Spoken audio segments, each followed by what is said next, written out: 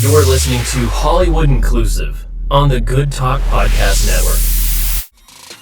On today's Hollywood Inclusive, we're going to catch you up on a little bit of news that's been happening since we've been gone for a couple of weeks. And we're going to talk about news in our lives, but don't worry, it's not one of those boring podcasts where people tell you all their woes. It's us exploring the stress levels of the entertainment industry. And learning how to balance life and health and, so you can have a long life of wealth. Health and wealth and balance.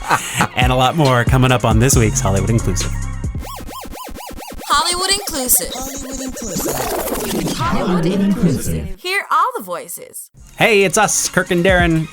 What's going on, everybody? We're back with another episode of Hollywood Inclusive. We've been gone for a minute. Now we back at the jump off. We've been gone for almost a month. Yes, we've been gone. But there were reasons, and we're going to get into the reasons. And we decided not to have a guest with us today because we're going to do a very special episode. You remember the very special episodes from the 80s?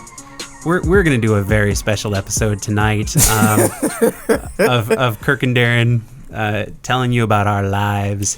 And then we're going to look at some of the new TV season and kind of do a big recap of a lot of the shit that's happened in the last 3 weeks. We're going to try to kind of take the opportunity to fill in for the month that we missed, unfortunately, and then we'll be back next week with our regular show with a guest. But tonight we're gonna dive into. Yeah, just dive into it. So what we've been gone for now it'll be like a month or almost a month because I was a little bit under the weather. That's probably an understatement, but I was sick and not in like the... You were in the ER twice, dude. You're underselling it. And mainly because of, without getting too deep into it, the majority of the reason why I was there is because of stress. Like legit, actually, I stressed myself into the hospital. And I guess I've been working nonstop, for the last, year and a half, 2 years, but I don't necessarily think that that's what it was. I think I've actually lived a stressful 36 years, probably from birth till last week. I've been one of those people who are always at 100. What happened last week? So, you just turned it down all of a sudden? I just was like, I had to start making a lot of changes. So what happened? Here's it. So one day I had been feeling under the weather for a while. Like we'd been doing the podcast. I've been telling them like, I don't know, something's going on. I'm feeling tired, I was working on my episode and you feel tired, but you have work to do. So you do it. And I have never been one of those people to get a lot of sleep. I'm probably been one of those people who have survived off of 4 to 5.5 hours of sleep for the last maybe 15 years. Probably I would say that's probably my average. So some people, that's okay. That's enough. Right. I mean, you're supposed to get your 8 hours or whatever, but there's also variations, and it's just natural that some people sleep a little bit less than other people. Yeah, the only time I get 8 hours is if I'm like, if I drank a glass of Theraflu the night before. There's no 8 hours for the me. Makers of this podcast would remind all of the listeners not to drink a glass of Theraflu. And I think that the main thing is like, myself, I'm one of those people that's like, I have to go. And I remember a friend told me, he was like, you do everything at 100, Kirk. Like whether it is frying a piece of catfish or writing a script or whatever. And I just totally burnt myself out. And so one day I was with friends and I don't even think they noticed because I was so scared. I was telling a story, and while I was telling a story, my body literally just froze. Like my back tightened, my face felt weird, and I just sort of broke out in this crazy sweat, like out. And I was like, what the hell is going on with me? And because I didn't want to freak out the two people that I was with, I just was like, all right, I drank some water and I chilled out. When I went home, I told a friend, I was like, hey, I just literally felt like I was about to have a heart attack while I was just telling a random story to a friend. And so I was like, okay, I'm going to make an appointment to go see a doctor, to talk to a doctor about it, just because, if I got this good insurance, I might as well use it. So I went to the,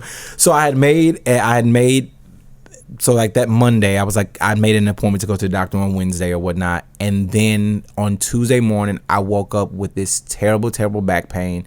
And then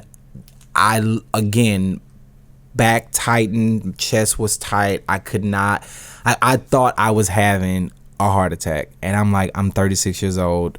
I can't be having a heart attack. But I do have a history of heart disease, and people my age, my uncle being one of them, who died around the same age that I did, same age that I am now, of a heart attack.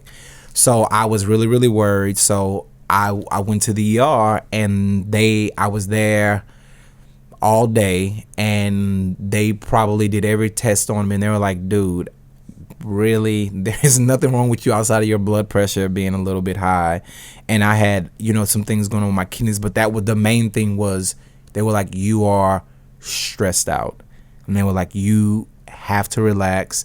And they were like, you are having severe panic attacks. And for me, that made me very nervous, because I'm like, well, am I going crazy? This means am I not able to, do I not have the, as the Trump says, do I not have the stamina, for this, for this business? And it's none of that. And it's mainly just the way that I think that I have chosen to live my life. Deron has heard of the many ways that I write, and I don't eat while I write. And I just ate fruit roll-ups until I finished, because I couldn't eat, because most people, about the itis. When I eat, I get so sleepy, so I would just never eat. So while I was writing, if I was writing for 18 hours, I did not eat for 18 hours. The opposite of what's good. So I did a lot of stupid things. I made some dumb decisions, and it really caught up to me. Well, and here's the thing: you're not 18 anymore, and I'm not. And so meanwhile, I'm 18 times 2. I had all this stuff happen to me too. Yes, and this is kind of why we're diving into it, because we're all in the entertainment industry, and most of the folks listening to this are going to have a probably entertainment industry bent. I, right after my daughter was born, it was definitely a stressful time in my life. My day job had gone through 3 rounds of layoffs. I had just survived the 3rd round of layoffs. I was not sleeping because we had a newborn. And then my son was fairly jealous of the newborn, so he was it definitely took both parents, all hands on deck, right? Because he's 2 and she's a month at this point or whatever, not quite 2 even. So he had a very immature reaction to her being born, and we had to deal. We were splitting it up. I was sleeping on the floor of his room as much as we could. So I was very underslept, still trying to deal with a difficult client at work, and afraid of losing my job, while being the only breadwinner, and my health insurance being what was keeping us afloat. And still trying to write. On top of everything else. Yeah. And I feel like this is something that probably most writers or creatives in some way, whether you're doing cultural criticism or whether you're a director, I think that we put a certain amount of pressure on ourselves, and we try, it's all this, I used to always see these things on like Facebook and Twitter, like, you sleep, we grind, and team no sleep. Like, no, team, get your sleep. Well, I have always taken a certain amount of pride in it, in all honesty. Well, like, I think, I feel that, you're tough. So after the experience, I had the same kind of reaction to you. Like, wait, is there something wrong with me? Am I, because I spent the day in the ER. They ran all kinds of tests on me. They almost faked a heart. It was a stress test. Typically they do the thing. Did you do the one where they do the heart, or you have to like do the running thing? So they were gonna have me do the running thing, but there's, I guess, an alternative now. Yes. They just hit you with a chemical. Yes. And is that what you did? I did both. Okay. Because I did the running thing first, and they scared me more because they were like, well, it wasn't very conclusive, and so we need to do that. So I'm like, so there is something wrong with me. So then that made me even, so you already told me, like, so you kind of having panic attacks, and then you say, well, now I'm gonna do this. Oh, see, I still didn't even know that. At that point, they were cranking me through, like, they sent me to go do a stress test. They got me ready for the treadmill, and then they looked at my heart, and it turns out I have some sort of like unnatural flutter. Well, excuse me, natural flutter. Mm-hmm. That could be, oh shit, there's something wrong with you, or it could be, no big deal. Right. Turns out, no big deal, but it was enough for them to escalate the stress test to, like, we're going to hit you with the chemicals. So they inject you with radiation, and then they give you a chemical that stresses your heart. I don't know how what it does. Yeah. It basically is, it's not that it gives you a heart attack, but it puts your heart under situations similar to a heart attack so that they can measure whether blood is getting to all of your heart during all right. that. So I went through all of that, and it was so anticlimactic because they're like, okay, you can go. You know, and you're like, wait. So stop for a second and explain to me. The nurse literally walked in the room. He was like, hey, so we're going to let you go. So I'm like, so wait. And they're like, someone needs to explain this. And they're like, you're going to have to talk to like a doctor, right? And not like and so it was mainly, we talked to, they asked me about, what I ate, of course, and the types of, because I've been having stomach issues for years, which is what even sort of sparked this thing, because they were getting worse, and I thought that it was something wrong with my stomach, but then like things just started to get worse, and like I said, I would literally, the best way to describe it is like there would be like a sense of like overwhelming dread from the most random of things. Mm-hmm. Like I was watching a television show, and I'm not going to say what show it is because I don't want people to think that show made me do it, but I was watching a TV show and I just started shaking out of the blue, and I don't know what I was thinking about at the time, because I'm assuming a commercial was on, and I just couldn't stop, and I'm like, what the hell is going on with me? And I was really worried about like, oh, I don't want to be crazy, and I don't want people to think, but the thing is, it's like, I realized like I can't think like that. Like if there is something wrong with me, if I do need to know how to manage my stress, if I'm not balancing my time right, if I do need to get more sleep, if there is something going on that I need to learn how to control, what my emotions for anxiety, I have to do it and get it done. Otherwise, I'll only be a TV writer for a year and a half. Well, and I think I told you guys, I'm like, this feels like a Tony Soprano thing, right? Like that's the kind of the thing there is he has a stress attack and it feels very unmanly. Like I didn't tell anybody at work what happened. I don't want the sort of stigma of like, oh, this guy can't deal with stress. Right, exactly. Right? But it's not that. It's not, oh, the pressure of work got to you. It's your body physically can't deal with the trauma your brain's trying to process. Right. And then the fun part is once you've had one, they like to, the thinking about them can cause you to have them again. So for a while there, I was getting to where you get this like clenchy thing going on in your jaw. And it's literally because now you're so afraid that you're going to have one. And for me, what was really tripping me up is because, I have gastritis. So gastritis is, Kirk, you just have been eating way too terrible your entire life. And so now your stomach is like, no, you can't eat this shit no more. So basically, I started to have esophageal spasms. Wow. Where my esophagus would like, and it would feel like I was like, I'm having a heart attack. Wow. So that's what really drove it. But then because I was getting that was making me so scared, then the other thing came, which is like, it's like one thing triggered another thing. And I was literally just making myself more and more and more sick, all by literally by just stressing myself the fuck out, and it's so crazy. Yeah, And the point of the story, the thing that we want to kind of, the reason we're talking about this, the reason we're sharing it is that, a couple things. It's, there's sort of like, it's not just, hey, here's the state of Deron and Kirk's, our mental health. It's just that I think that this is something that, whether you're working a 9 to 5 or whether you are working in entertainment business, there's a certain amount of pressure and there's a certain amount of,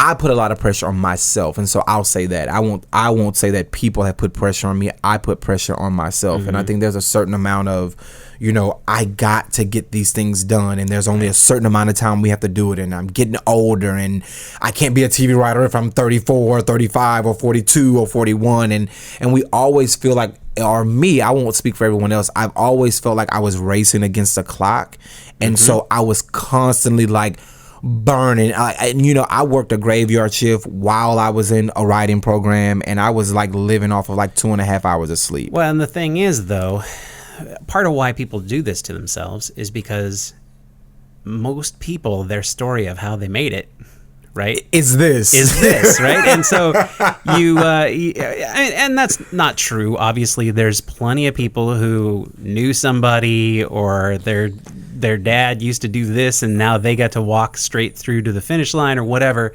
But for a lot of folks, it takes a minute. Yeah, you're hustling and you're grinding and you're spending your own money and going into credit card debt and asking people for money and and I think that after a while, in just basic life and then things that are going on in the world, those things just can take a toll. And I would just say the main thing, is just listen to your body, people. Yeah. When that shit talking to you, listen, go to the doctor if you have. I'm saying this in all hypocrisy because as we're speaking, my right eye is throbbing and a little bit in pain from the eye strain of, like the last few nights I've been up till 1 or 2 trying to get a little bit of writing done once everybody's asleep and once I've, finished up my stuff. And my little boy broke his leg, and so he's having a hard time sleeping, and he's waking up around 5:30. So, whatever my intentions may be, I'm getting shut down to 3 or 4 hours a night. And, meanwhile, got a few clients at work and still trying to write and for that matter, podcasting in the evenings, which is kind of a stress reliever, I think. But actually, to me, this is good. We talked about like, did I want to talk about this? And, for me, I just feel like people, and you talked about like the manly thing, like no one should be afraid to say, I get a little anxious or I get a little depressed or it happens more times than people think. And I think it's really good to talk about it, especially because I think, it happened to both of us within a matter of months. And it's, I have had and do have a hard time squaring that with my identity because I have always thought of myself as someone who could handle as much as you want to stack on, no problem, bring it. Yeah, I'm the friend that good under people pressure. ask. Yeah, I'm the friend that people get to curse like everybody out. I'm the one that people put on the phone. Yeah, I'll handle the conflict. Yeah, I'm the one that people put on the phone to take care of everything. But those things actually it adds to it. You know what I'm saying? And so, man, I just, like I said, I'm happy that I'm able to be back here and able to talk about it because 2 weeks ago, even though I was tweeting and things seemed great, I was literally in my bed sitting next to my laptop typing and going back and forth to the doctor and to the hospital trying to figure out what the hell was going on. And the majority of it was really anxiety brought on by a lot of stress that I probably could have avoided had I made some life changes a long time ago that I'm now doing today. Yeah. Well, and I am a little bit proud of us for we could have charged forward and continued podcasting, but no, this doesn't matter compared to your body having a second to recuperate. So good for that. Have you found other lifestyle changes yet? The main thing is that I have now. I will take naps because I still don't sleep long, but now I make sure I take a nap in the day.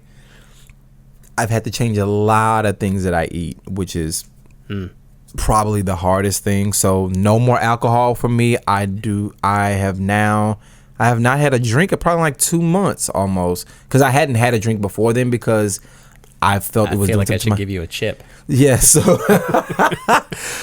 so no drink, no caffeine.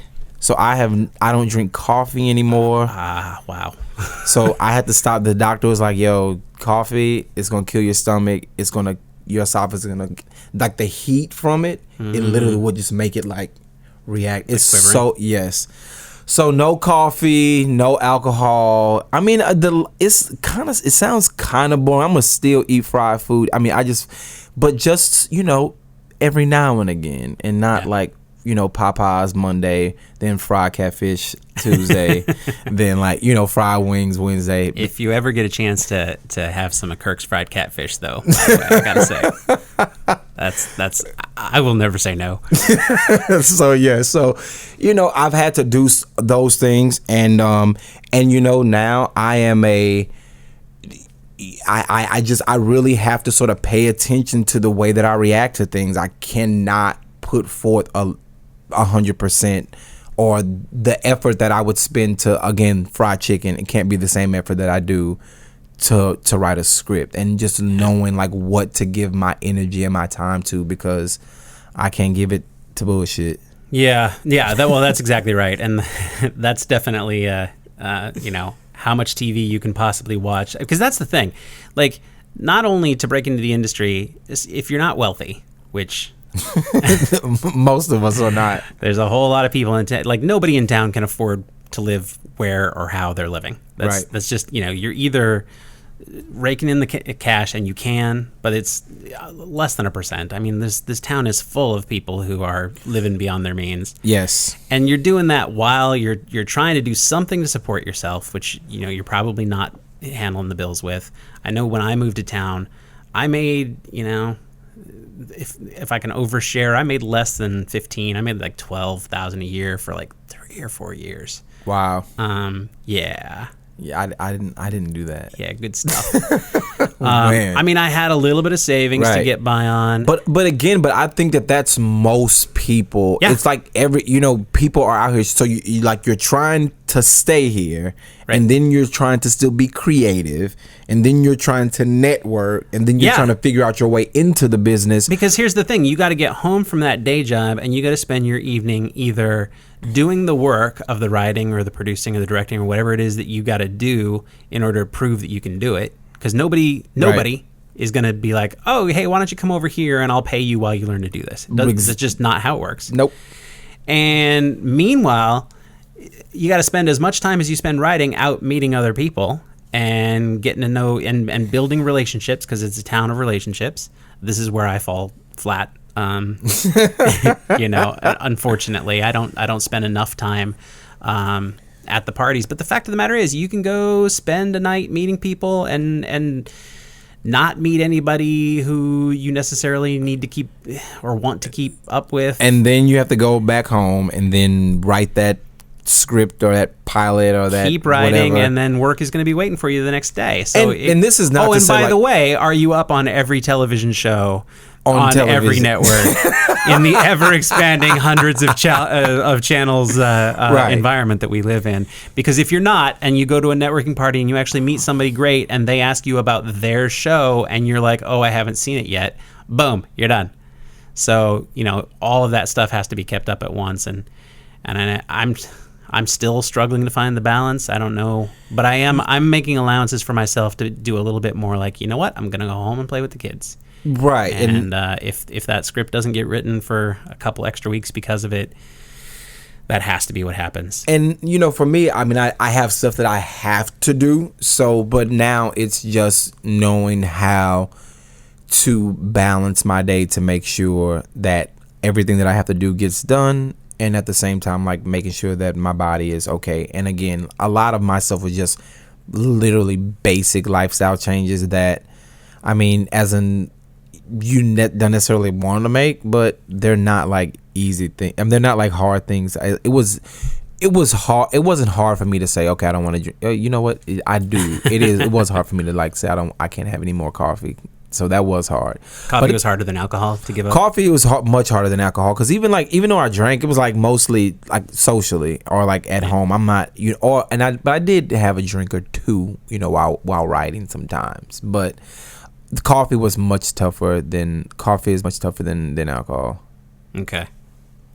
I guess we can. Yeah, it's harder to get off of coffee than to get off of anything else, as far as I'm concerned. Well, not anything else. But hopefully you're not doing those other things. Nah, definitely not. All right. So we should probably wrap up this segment because after all, I do have to get home and go to sleep tonight. But yeah, I guess the moral of the story is listen to your body. Hey there, Hollywood Inclusive listeners. So we are now on iTunes. And to give you a little background in how podcasts work, iTunes still owns the candy shop. So if you are enjoying what we're doing, if you want to help us get the word out, if you want other people to discover this podcast, the number one thing we could ask of you would be to go to the iTunes store and rate this podcast. Give us a nice 5 stars, say a little something that's nice, subscribe. You'll be helping us get the word out. That's the number one thing you could do to support us. Please, please, pretty please, go to iTunes store, look up Hollywood Inclusive, and give us a rating. We really appreciate the help. All right, so we're back. So since we've been gone for a little bit, we want to do kind of a catch up on some things that have been happening in the news and in entertainment. And so I'm thinking we can start with Tim Burton a little bit. Tim Burton. Yeah, so this was after the release of Miss Peregrine's Home for Peculiar Children. Have you read the book? I have not read the book. Neither have I have not read the book. I've not seen the movie. I'm kind of tired of supernatural teenagers, if I'm going to be honest. But okay, whatever. Well, I don't. This is not eventually. My genre. Yeah.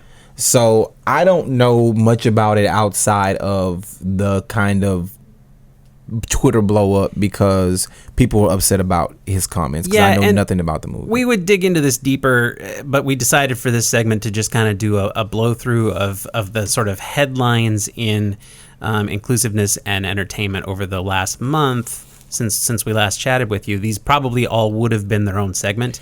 But I do want to say because there is so I want to talk about his. I want to just sort of just give you a little bit of the quote. Yeah, that's the key. Is he was confronted on the idea that like, hey, I'm looking at your cast. It's all white plus Samuel L. Jackson. What's up? And his response. Go ahead. Nowadays, people are talking about it more, but things either call for things or they don't. I remember back when I was a child watching the Brady Bunch and they started getting all politically correct, like, okay, let's have an Asian child or a black child. And, he felt that was weird to just see them just plop an Asian child or a black child in Brady Bunch. And then I wonder, well, were there any black kids ever on the Brady Bunch? Ever seeing that? I looked it up. Okay. So let me tell you. So on season 5, episode 14, called Kelly's Kids, original air date January 4th, 1974. There was the first black child. Oh my god! So a show from the 60s took until the 70s before they had any black child on it, and this evidently really got under Tim Burton's skin enough that he's still talking about it in 2016. Wow. So anyway, but I will say, I would prefer always not to say always, but I think that there are certain projects and shows that are sort of the casting needs to be very specific, and then there are some when things are loose. Like if there is a movie about Santa Claus, I don't care what race or ethnicity Santa Claus but is. I emailed you earlier this week because it's happening. Like we talked about it in an earlier show, and you were like, "Well, someday maybe we'll get a black Santa Claus." It's happening. We're getting a Kevin Hart Santa Claus. Well, we'll see. but yeah, so it's like I feel like I don't want to defend anything.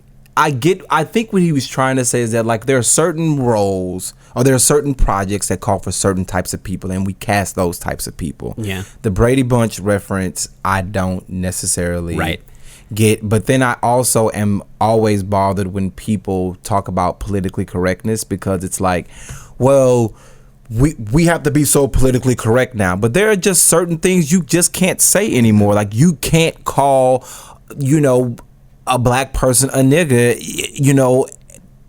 on Twitter if you're white. You cannot do it. And so you can't be mad and say, well, I'm so tired of y'all being politically correct. No, you can't. Right.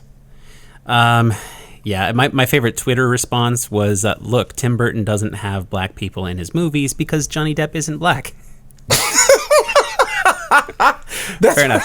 That's the best. But there's a degree to which, he likes to play with the same crayons on a regular basis. He does. He works with a lot of the same people, and he makes movies that, and I'm a fan of a lot of Tim Burton movies, and I can say I don't really know anywhere where I would chunk a black person in some of his movies. So I just, Well, and so there is something to the beginning of what he's trying to say. Like, there's projects where, you know what, you're probably going to cast mostly white people. If your thing is set in ancient Greece, you don't necessarily need to shoehorn in an Aztec just to make sure that you make it work. And that happens. There are things where they go out of their way to come up with some reason that somebody was located somewhere.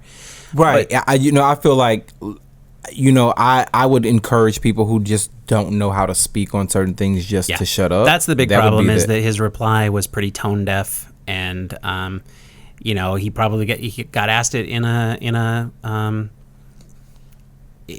situation where he had to give an answer off the cuff. Yep. He started pulling up the Brady Bunch. He missed, and everybody jumped on him, and rightly so. And I don't know. This one's not the end of the world, but maybe what happens is because he got called out this time, it makes him think twice next time he makes a movie. But it does lead me into the next thing I want to talk about, because we talked about, Tim Burton was questioned about why this film was so white, but then we can go over to Luke Cage, and so the controversy. So now we're on Luke Cage, y'all. So Luke Cage. So there's a headline on Oxygen.com that says Luke Cage is unapologetically black and white people are seeing red about it. See how clever they worked 3 colors into the title. I do want to read you some of the tweets if I can, because some of them are kind of great. Is it me or the new Netflix Luke Cage a little racist? Notice mostly black. Where's the diversity? The other one says, I'm not racist. That's the best thing to say when when you're not racist. I'm not racist. Racist comment loading. But why is Luke Cage so political? Slant face emoticon.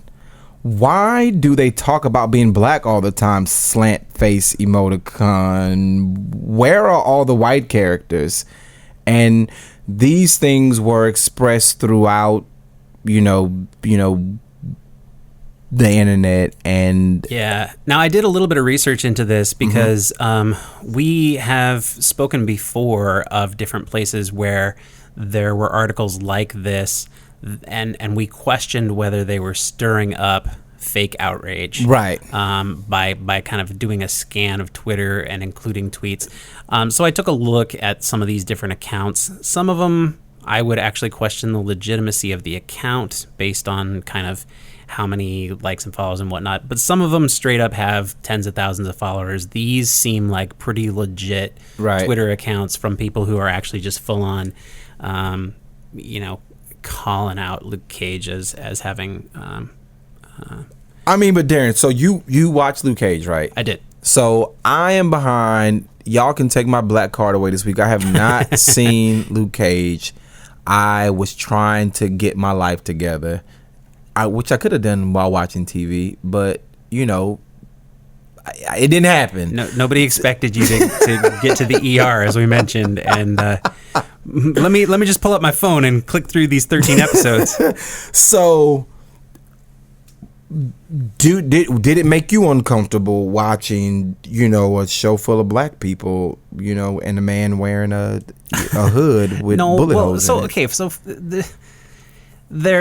first of all, this is the third Marvel Netflix collaboration, and it's the first one to have a black person as the main character. So if you're asking where's all the white people, well, they're in Daredevil, and they're in Jessica Jones. There's a lot in Jessica Jones, right? As well. Who's the people of color in those shows? Luke Cage. Well, Luke Cage was, Rosario Dawson. Right. Yes. Yeah. Okay.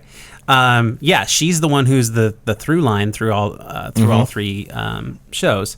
So, look, they're not handling a diversity show by show. They're handling diversity across the shows, which makes plenty of sense because they are going to mix it all up in the end. They're going to give us a Punisher. They're going to give us Iron Fist. And then we're going to get the Defenders, which is sort of the Avengers. Kirk is shaking his head right now. Like, what are you doing talking all these comic books at me? I heard offenders, defenders, all these ERs at the end of these words. Yeah. Okay. So there's a team, and Matt Murdock, Daredevil, and Jessica Jones, and Luke Cage, Power Man, and Iron Fist they're like a team of superheroes because these are kind of like trends. You can cross market, you can blah blah blah. Right. It all comes back to how comic books were sold in the the 70s. Luke Cage is a very 70s character. They actually do a really good job on the show of kind of like tricking out his old costume. They sort of did it on Jessica Jones, but in Luke Cage they found a very organic way to get him into his old costume and have him look in the mirror and be like, what the and I guess this thing about like, and I have a sort of a, I don't know, I get always funny when I hear what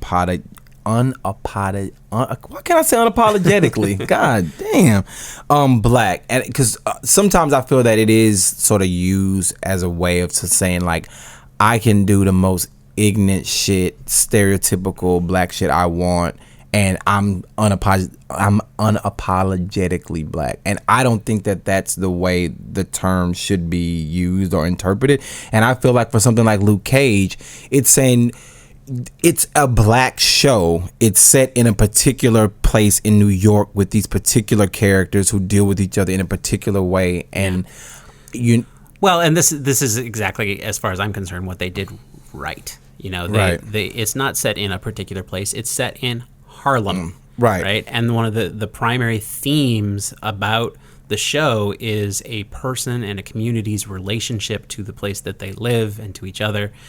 So they're exploring themes of neighborhood and themes of a person's duty to a community. Right. Luke Cage doesn't want to be Luke Cage, but at some point he steps up because his community needs him. So, that's what they were doing. If you don't get it, then take your little slant face and, and your not so racist self on somewhere else and watch something else on Netflix. I'm not racist, but, well. So let's move on. Let's question whatever you were about to say. So let's move on from Luke Cage, and so we're now going to talk a little bit about I want to make sure I understand this before we get into it. So there is no whitewashing of Mulan yet. It's a petition to make sure that Mulan will not be whitewashed. Yeah. So okay. So it's actually hard to find a definitive source on this, but I was paying attention as it happened. And basically what happened was rumors got out that when Mulan was being developed, that they were considering at least one of the characters being white. Now, this happened right after there's all the conversations about the Matt Damon movie where Matt Damon comes in as the great white hero and saves the Great Wall of China. And then Tilda Swinton for Doctor Strange, and then Scarlett Johansson in the movie which Ghost in the Shell. Right.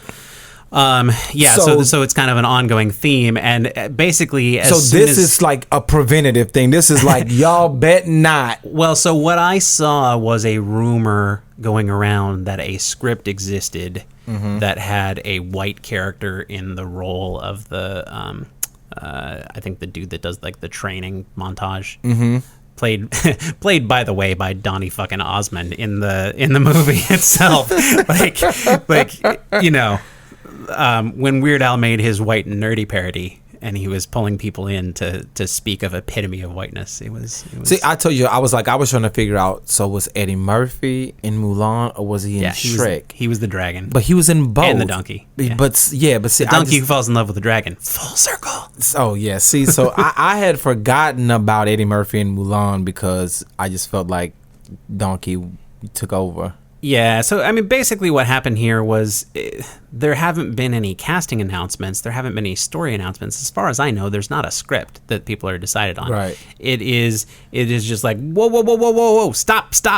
Make sure that this does not happen, and here are some people that you can possibly go and look at. But I just feel it's like pretty preemptive. But there was 100,000 signatures, and what it really comes down to is like, look, you guys made a movie that speaks to, we get to see our faces once in a couple of decades. If you're going to live action it, please honor that. That's what really what it was. Right. So it was fairly preemptive, but there were rumors around that made people want to get preemptive about it. Yeah, and I mean, I just feel like something like Mulan, like you don't need somebody that we already know, or if you think that, I don't know, like a white person would translate better internationally or whatever. I mean, it's a pre-existing property. Like, people know who Mulan is. So well, I mean, that runs contrary to the international thing. If anything, we're experiencing the trend where people are taking scripts and saying, hey, you better get somebody Chinese in there so that it plays in China. I mean, this is an ongoing trend right now as well. Right. So that's baked in on this one. Look, I mean, to me, this would be something that normally you're either gonna cast and a star who is Asian, or you're gonna discover someone and they're gonna become a star. I don't think that there's a wrong way to do this outside of not casting someone the way that the cartoon was intended to be seen live action. So, yeah, we'll see what happens. Hopefully the petition is already. If people were thinking of going the other way, maybe it's ruffled enough feathers to say, all right, let's think otherwise. You would sure think so. It would seem like this one's been nipped in the bud. We'll see how it, and certainly we'll be talking about it if it goes another way. Right. Then the other story and just kind of our collection of things we wanted to hit up was Iron Man. Darren, listen. Look, the only reason why I even know anything about this is because Iron Man is now Black Iron Woman, and that's kind of all I know. So go ahead and fill me in. Yeah, she's not Iron Woman. So it's a 15-year-old girl. She don't look 15 in that picture though. Yeah, and that's the whole problem.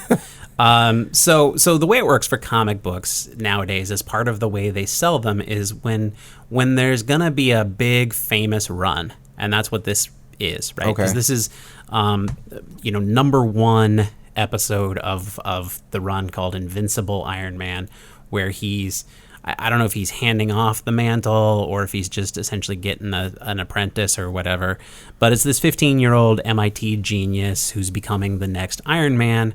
I found out, by the way, I think they're calling her Iron Heart.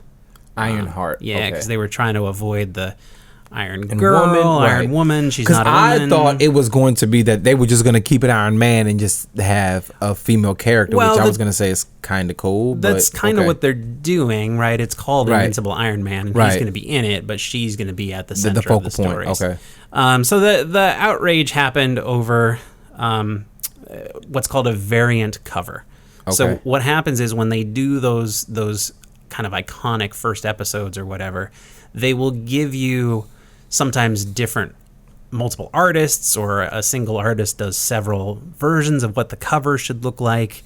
Magazines have done the same thing. You get a TV guide with, these two members of the cast and those two members of the cast. Right. And the idea is it forces collectors, and comic books are, a obviously something people collect, it forces collectors to have to, go catch them all. Right. Basically. So one of the variants that came out for this first one features Riri, I think her name is. I don't know how they pronounce it. And she's in like a midriff bearing half shirt. With some black tights on. Yeah, skin tight, standing hip shot. It goes down to, I'm going to have to call tippy top of the vagina, practically, in terms of, it's a very low cut pair of black leggings she's wearing. So in other words, long story short, a 15-year-old she doesn't look like a 15-year-old. Yeah. So there's a 15-year-old girl who's sexualized up to look like a 26-year-old Victoria's Secret model. She is holding the Iron Man helmet underneath. Right. She has the Iron Man helmet on her waist. She is standing in front of a robotic arm, but it's very sexualized, and people were like, what the hell? One of the other alt covers had her in the Iron Man suit, but she's still standing in the same position. She's still hip shot. Right. It's entirely about curves.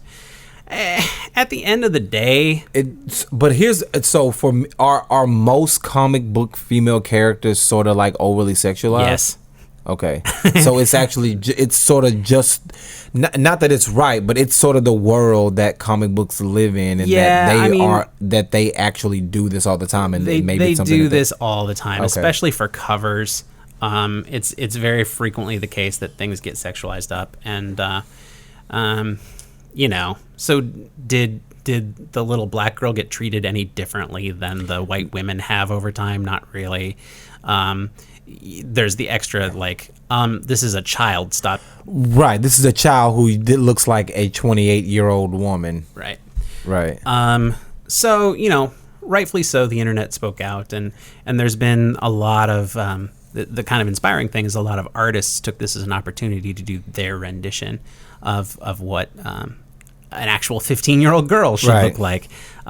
So, go out and take a look at some other artists who did it and sponsor them. And some different comic stores and Marvel themselves has gone out of their way to start pulling some of the covers. Okay. But I got to tell you, that's only going to make the alt cover more valuable over time, because it's going to just make it rare. Exactly. So. All right, so let a 15-year-old girl look like a 15-year-old girl, and we're gonna move on to 15-year-old boys who work at Fox News. Yeah. So, you know what, Darren? Go ahead. You can have this. I don't want it. We're gonna just play some audio on this. This was from a recent Bill O'Reilly episode. This happened after the first political debate. I'm looking at Vox.com to pull this, and they summed it up with their headline: Fox News fit an impressive number of offensive Asian stereotypes into 5 minutes.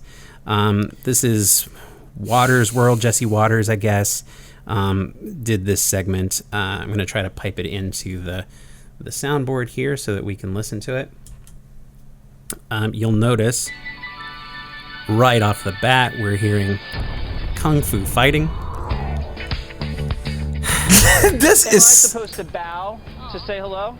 Yeah, I mean, so the idea is they mentioned China a lot in the first debate. Therefore, let's go get a Chinese impression. By the way, we just heard them cut away to the Karate Kid, because all Asian people are the same. Who are you going to vote for? Clinton's wife. Clinton's wife has a name. What is it? Oh, man. And he pretty much goes out into the streets. So we ain't got to hear. We don't have to hear anymore. I cannot do this. I do my best. What you want, it doesn't really affect me, and I do my best to avoid this channel. And well, of course. But if we're talking about shit that happened in the month that we took off, this was one that was like, fuck me. What are you even thinking in this day and age I guess you're supposed to find it funny. But that's what my thing is like. But I imagine that everybody who actually does tune in to Fox News probably thought this was the most knee slapping thing they saw all week. I don't think so, because I think yes, there's going to be different senses of humor. I've tried a few times to watch Red Eye, I think, on Fox News, which is their answer to The Daily Show. It's like a talk thing. And I'm like, I don't even get what they're trying to find funny. Listen, I don't understand GOP comedy. This shit, there's nothing to laugh at. Yeah, but I mean, what's happening here? So he puts his microphone in the face of different folks, and they don't answer, because they don't speak fucking English. Why would they answer? First of all, they do a segment, so they pivot from them talking about China in the elections, and then Bill O'Reilly says, well, they're talking about China in the elections. How do we do it? Let's go to Chinatown in New York and see what they're thinking. And play Kung Fu Fighting. Yeah. And then play Kung Fu Fighting to start. They're talking about China, a different country. So let's go to our country, and these people must be just like those people. And yeah, I mean, it's an entire segment that enforces a feeling of otherness about the folks that they're interviewing. And just they were, to me, they were intentionally trying to put out certain stereotypes. Yeah. I mean, the fact that they were like, who you voting for, like Clinton's wife, and again, I would prefer that everybody knew who the presidential candidates were. But he's obviously speaking broken English. Exactly. This guy's not from America. The word Hillary might be not even a common word to him. Right, so the fact that he's being made to look dumb for not knowing that is just exploitative and exactly. It's. I was gonna go with horse shit, but you said bullshit before that. So shame on Fox News. I'm not gonna be overly surprised by that. But in terms of our wrap up of things that happened that we couldn't let fly under the radar, that was it. Remember, Hollywood Inclusive listeners, we are on iTunes now. Make sure you go to the iTunes store, subscribe, submit some reviews and ratings. A 5, nothing low, because I will find you, because I know people who know people who know people. So rate us a 5, subscribe, show some support, and because we want to keep doing this for you. All right. All right, it's fall again, so new TV is upon us. And there are a lot of shows to watch. So many channels. So trying to keep up with everything is so difficult. But there's one show that Deron and I both watched this Sunday, and I actually was anticipating it, so I was really excited for Walking Dead to come back this Sunday. Yeah. And it came back. Yeah. And the ratings were still just as great as they were up by a significant amount. Yeah. Say what you want about the gimmicky cliffhanger. It worked. It did what a network wants it to do. Oh, man. Yeah. So, I enjoyed it. I mean, it was one of the most gruesome hours of television I think I've seen, just kind of period. Yeah. And but it was fast paced, it was action packed. I kind of wanted something like that after the season finale. I think that's sort of what they needed. Something active. Yes, they needed something active. I do know people were very upset about. Yeah, I didn't like it. One of the things that I swore when we started this was I'm never going to badmouth anybody's TV show, on one of our episodes, because, for no other reason than I want to work in this industry and I don't want to make any enemies.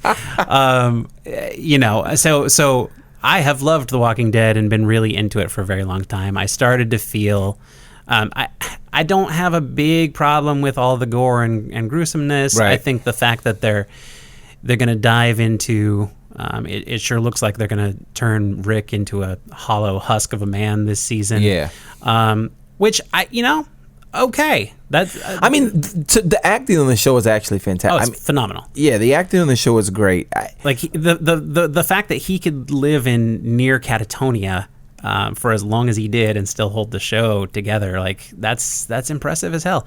I I think they're in season 7. There's only so many ways you can poke a dead person in the head, and they know that. And so, they're drawing from the source material. I'm picking my words carefully so I don't say anything that gives any. I mean, most of the people who are watching it actively. You wouldn't be listening to this. And in fact, we'll yeah. Listen, we have to spoil it if we're gonna. Do we don't? Nah. We're not gonna spoil it. It's not fair. But the point is that they are in need of reinventing themselves. Right? There's only so many times you can be like, well, and then they went to a place that they kind of didn't get along with everybody, but then they made friends eventually, and then a bunch of zombies came, and they had to abandon that. Like, they've done that over and over. Are the comic books set up that way? Again, I don't know how familiar you are with them, but like, are they set up to? I mean, because that is essentially what happens. Like, they go to another part of the country, and then they meet some people that they have conflict with, and. So I don't know the comics that well. I've picked up one or two, but I haven't really read the comics. Sometimes I just kind of decide on a show whether to go to the source and enjoy that, or whether to just let the show happen to me. And that's what I've done on this one. They definitely are drawing the characters very much from the comics. So the fact that we've seen in the trailers for the season, the dude sitting on the throne with a tiger next to him. So we know that that's Ezekiel, and he's.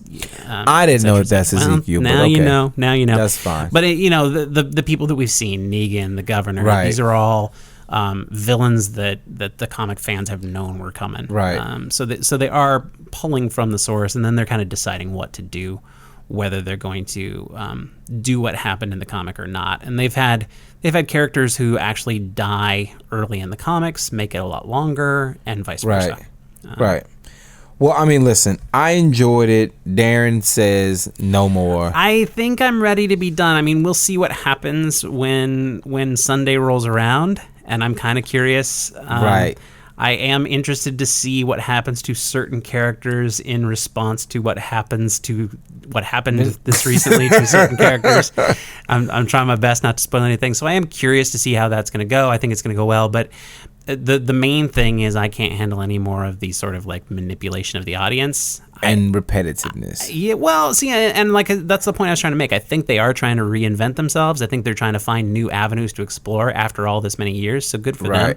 I have full respect for it. I think that they've gotten into these sort of like, just kidding. Oh, is this person in? No, oh, he's fine. Oh, wait, what? Right. And that's the part that I'm like, yeah, I like shows that respect their audience and give you credit for your smarts and don't kind of play with you. And I feel like they're playing with me. I think they're at this point they're a bad boyfriend, and you got to leave a bad boyfriend. So I took it out of my DVR.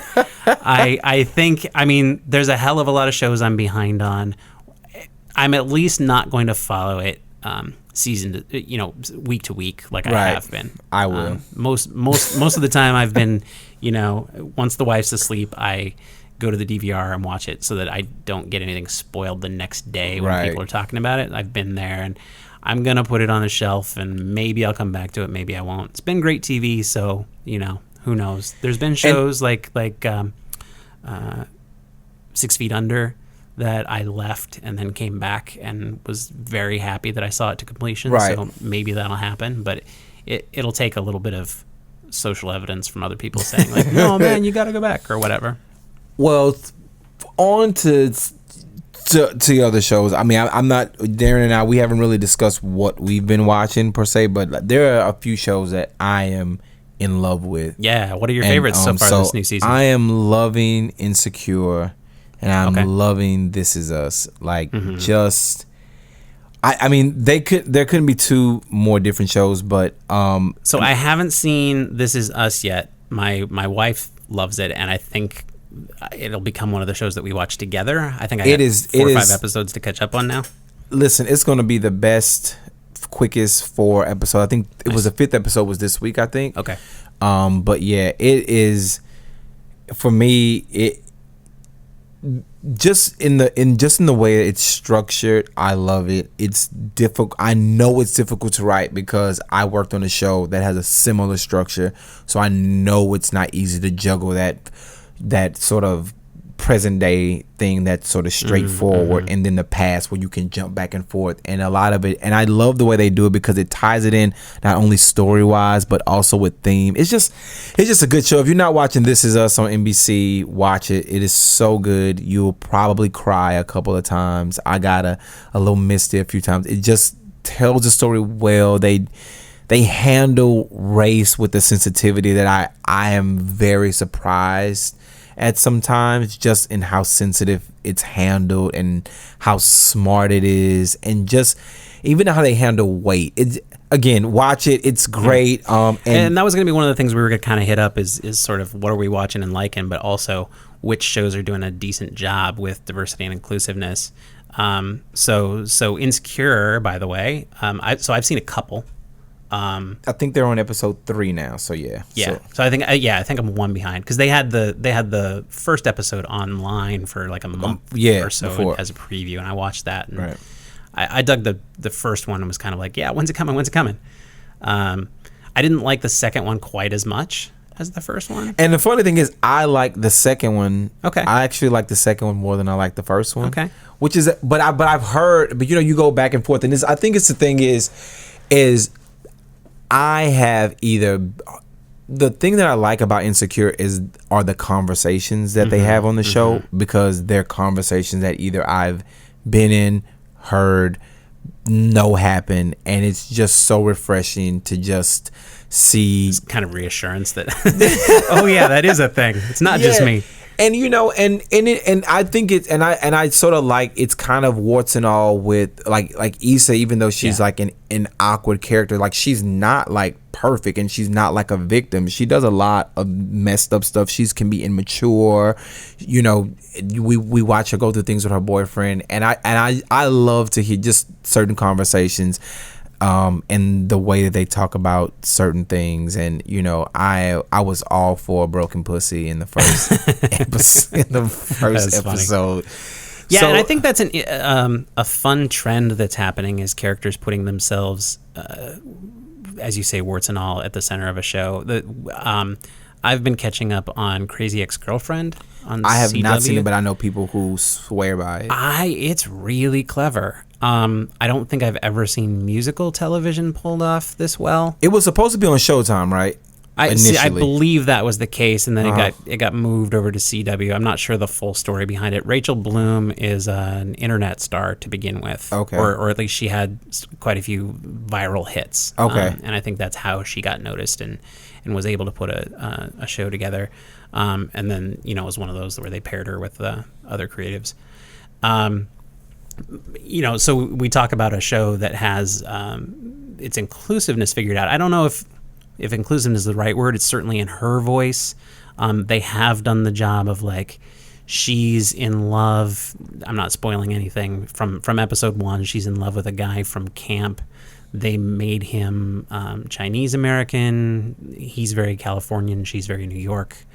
So it's not like super duper like race driven, but they made a choice, and there was no reason not to. Why not to? It's, okay. And they have a set of friends, and they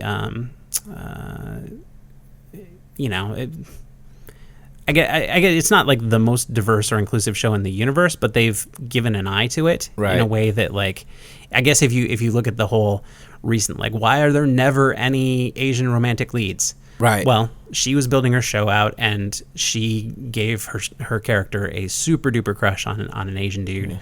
It's never really spoken of, but they go to his house and experience his, I think, Filipino culture. Right.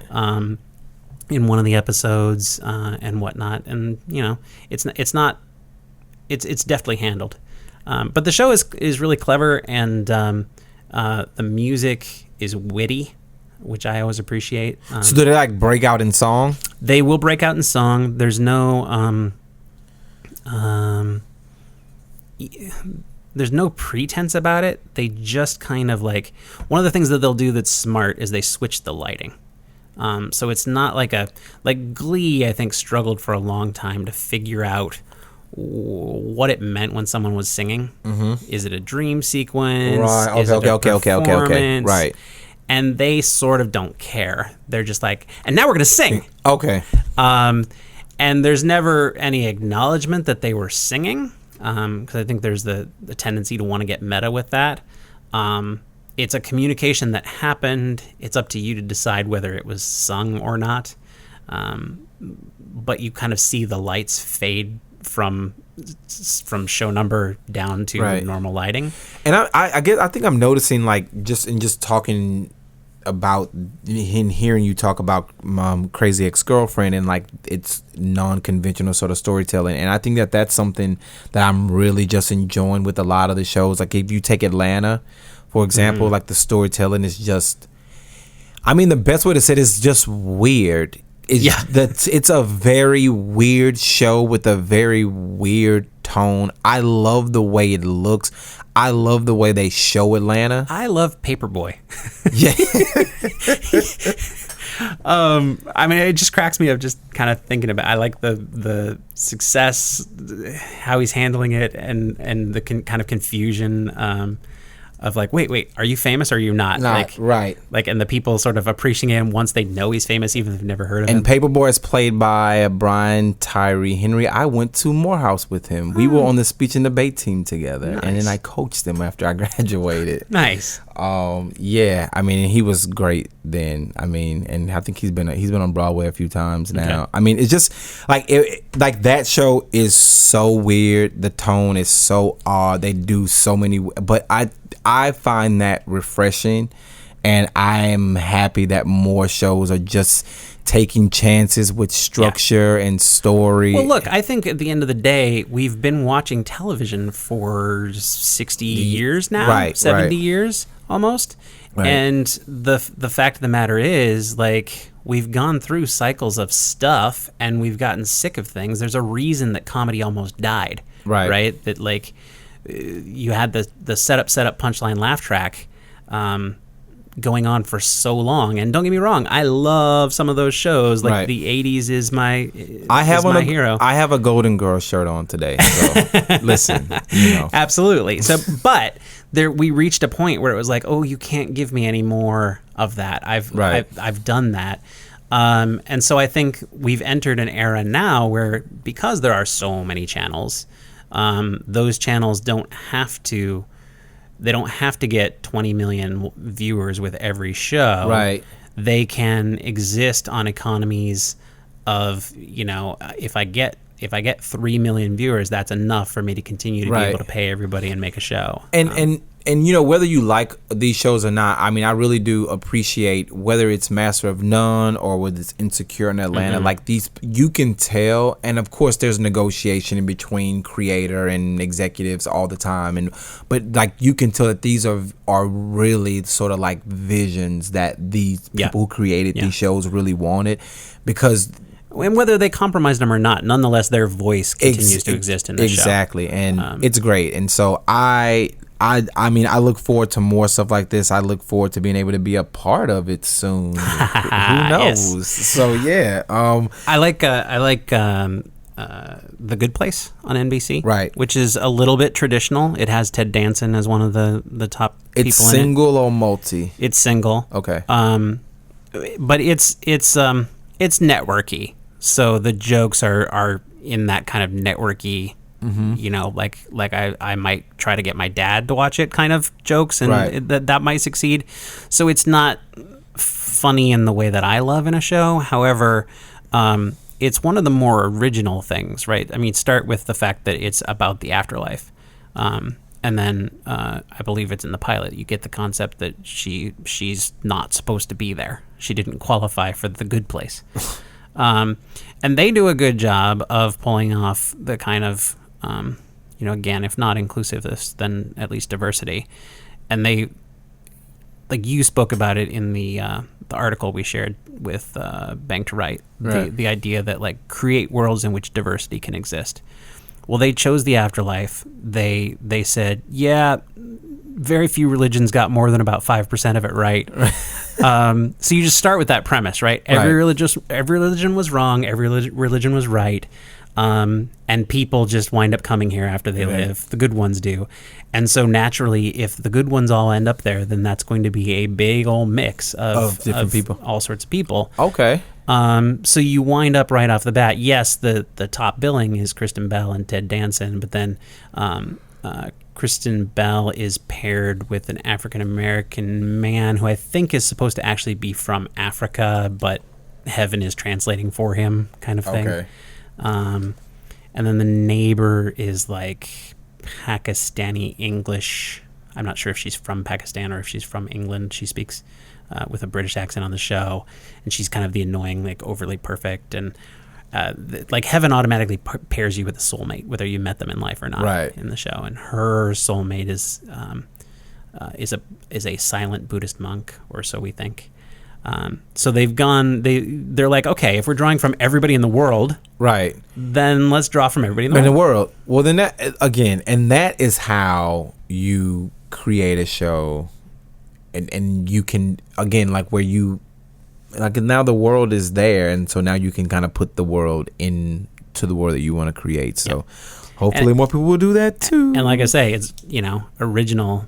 It's not like anything we've ever seen on top of that. So. I hope it succeeds. It has a lot of writers involved that are folks I've liked. Is there anything else you're watching? Oh man, I'm watching Queen Sugar.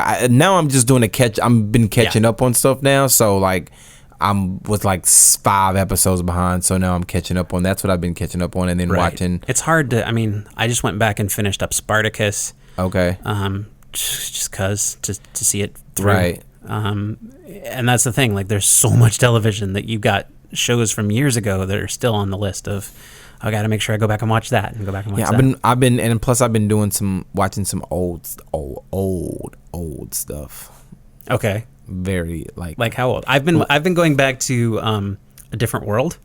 Really? Yeah, just because it was on kind of like in high school and college in the non-DVR days. Okay. So I remember liking it when I saw it, but there's a hell of a lot of it I never saw. Right. So it's not like a actively sit and watch show. It's a show like while I'm working, it'll be on the background. Right. So a little corny. Listen, I have been watching Rockford Files. Nice. And copyright be damned. I really wanted to go into the theme song as soon as you said the Rockford Files. So I've been watching Rockford Files and Harry O. Those and what is that? Harry O? It's a PI show that was on a long time ago. So I've been watching Private Eye shows. Yeah, so if it isn't hard enough to get an audience, you have to compete with every show that's ever been made. Because Netflix or Amazon or Hulu has it as well, so yeah. It's not an easy business, folks. It's not. All right, next segment. Okay, one last time. Go to iTunes, the iTunes store. Rate this podcast. If you love us, give us a 5. If we're not your favorite, give us a 5. Do what he said, and then also make sure you subscribe. We want to get as many subscriptions as possible. We want to continue to entertain and talk to you guys about all the wonderful, wonderful topics and people, and some not so wonderful topics and people. We're not bugging you for no reason. It is in the first few weeks that you launch a podcast, it's super critical that you get that sort of popularity boost. So please help us out. We're making a free podcast for you. Hours of entertainment listening to our charming voices. I put value on us. I just did. I never thought I had a charming voice. It's lovely. Thank you. And people should repay the favor by doing a simple little click over to the iTunes store and give us a 5. Do it now. Do it now. Thanks a lot.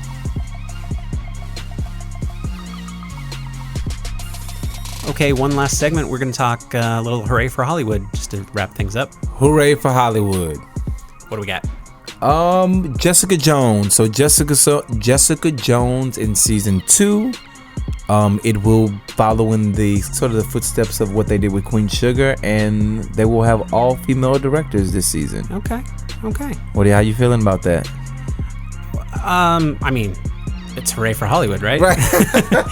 I come back to the thing we started out with on the very first episode where we talked about Kenya Barris's, it'll be nice when diversity isn't a word. Right. It'll be nice when we don't have to like go out of our way to say, you know what, we're going to make this whole season be women in order to make sure women get enough chances. Right. So I think there's something to that. Yeah. That said, right now we've talked about some of the statistics and somebody's got to do something. So. Someone has to do something, and honestly, like, resumes matter in some ways. So you can't direct an episode of TV unless you've directed an episode of TV. Yeah. So someone has to give you a shot, and with Queen Sugar, I know that many of those directors, those female directors, some who hadn't worked in a while, are now directing on other shows across networks and cable, because they were given the opportunity on Queen Sugar. There's a little bit of priming the pump. Exactly. And so now they're working writers, and it all started with an opportunity. And sometimes you need an opportunity. Now they can go and do what they want to do. I know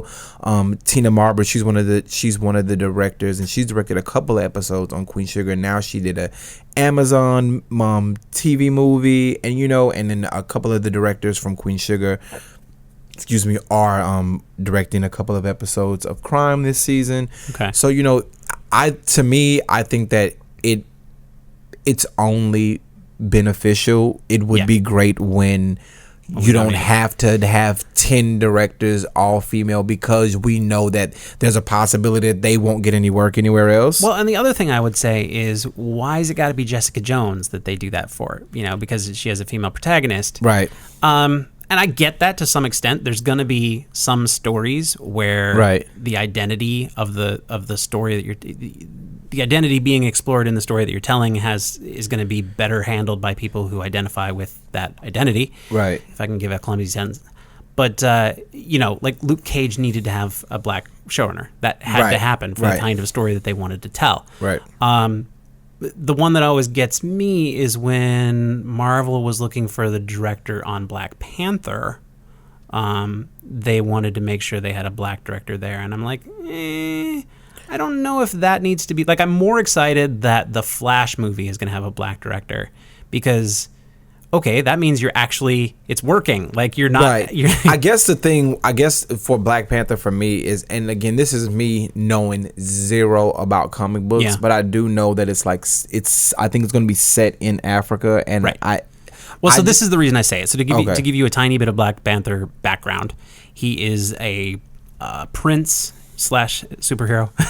Is the Black Panther mantle, they call it a lot of times, is passed through their tribe through their village, through their kingdom. They actually like try to make themselves look less wealthy than they are in the story. That's kind of part of it. It's passed through their people over time, and there's like challenges, and you have to kind of win. And then once you win, then you're the Black Panther, and that often coincides with whoever the king of the kingdom is, et cetera, et cetera. And then they control a precious metal. The stuff that Captain America's shield is made out of. Okay. They control the main number one mine in the world, but they don't really share that information with the world. Anyway, point of the story is entirely fictitious people, right? So they're in a made up country in Africa. So I guess my point is, if it's an entirely fake culture, why is an African American better capable of handling the entirely fake culture than somebody else? Right. I guess, and I guess this is the thing is, and we've talked about this, is like, listen, James Bond is a fictional character, right?